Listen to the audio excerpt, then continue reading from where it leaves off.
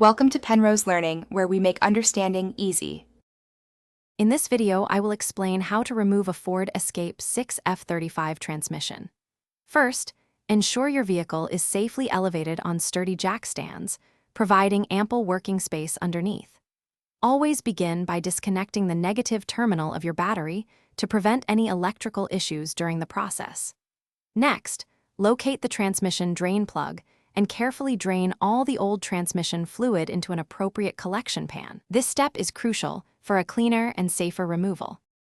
Now, let's move on to disconnecting the surrounding components.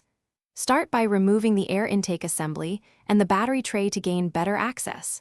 Carefully unclip all electrical connectors attached to the transmission and detach the shift linkage.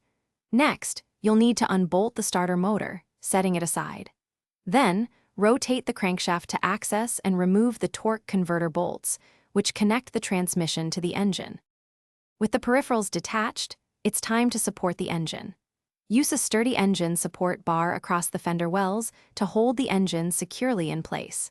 Next, remove all bolts securing the transmission mount and the crossmember.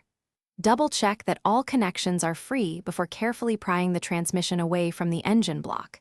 Take your time during this step to avoid damaging any components, ensuring a smooth separation.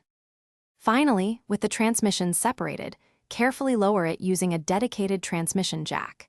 Ensure the jack is stable and the transmission is balanced as you bring it down to the floor.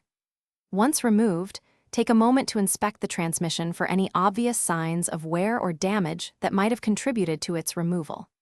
And hey, if you're looking to upgrade your home tech, check the description for a link to the Echo Dot smart speaker and other great deals. Thanks for watching. Thanks for watching. If this was helpful, leave a like and consider subscribing. See you next time.